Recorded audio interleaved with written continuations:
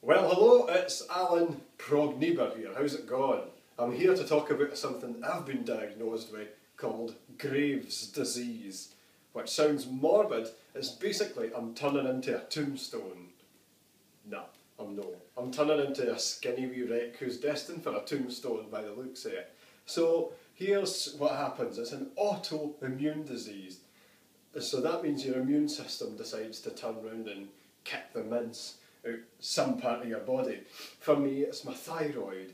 And Graves' disease thyroid people, their thyroid responds by going completely mental. So it picks up the pace, which in turn inspires your pituitary gland to produce more thyroid stimulating hormone, which fuels your immune system, which attacks your thyroid, which gets faster, and the cycle starts again. So, I used to be 18 stone, 250 pounds, about 115 kilos, which is massive, like rugby prop forward kind of weight. And you wouldn't think it now. I'd lift weights sometimes, and I was big and strong. You wouldn't think that now. I'm down to 70.1 kilos, 154 and a half pounds, that's 11 stone and half a pound. So I'm pretty useless in a fight nowadays, but then why would I get involved in fights? Well, it's pretty rubbish. The spiral downwards is usually quite slow.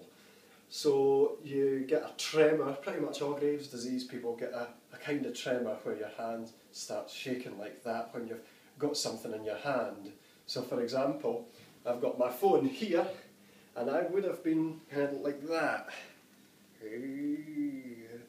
Write a message. Can I do it? And that's been cleaned up quite a lot, thankfully. And which I'll explain about in a minute. You sweat loads, and I mean loads, because you get roasting, because your body, because your thyroid regulates all of your metabolism, everything about your body gets faster. It's like it's in hyperdrive. And so you get roasting and sweaty and, oh, I could have done the Turkish wrestling just off the back of my sweat. Ugh. So,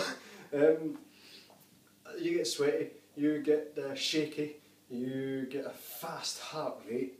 My heart rate ended up at like over 130 BPM, which is like Euro dance rave music.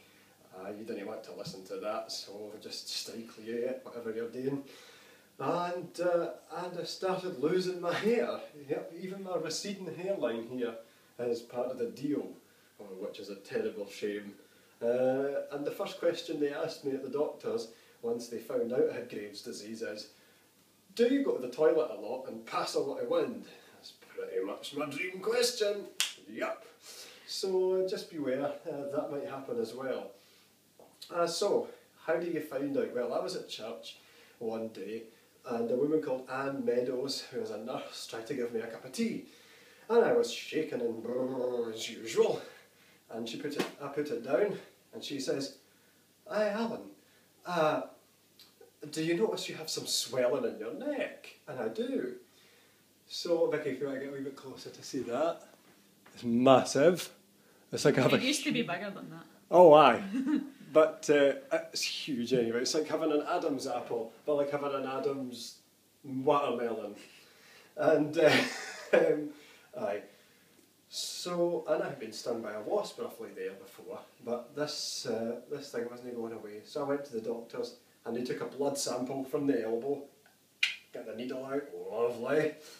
And that came back a few days later. They referred me to an endocrinologist, because the endocrinologist is the one which is allowed to give you the medication.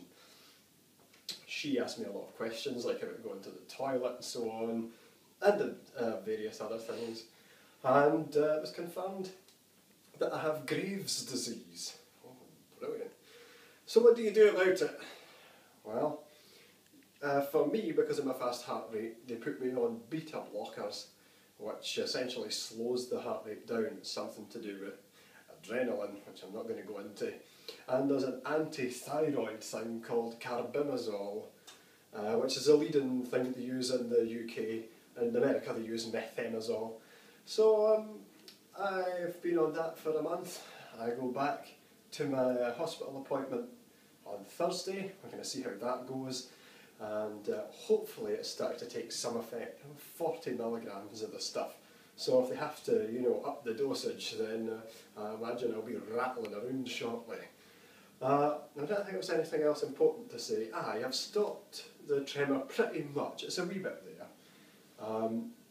It's absolutely boiling in here, which is why I'm still sweating. But in general, no, I wouldn't be.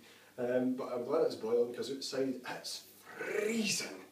Still got the receding hairline. Hopefully my weight has stabilised. But I'm down to a 34 waist. First time as an adult. Man, it's shocking. And the other thing, you will find yourself eating a lot and still losing weight. I eat like a horse.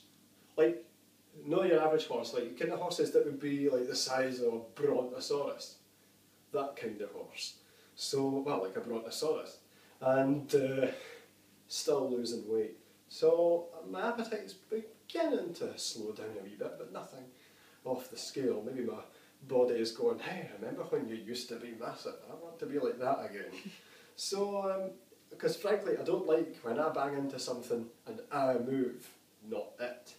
Anyway, that'll be about that for me, because I'll be moving on. See what I did there?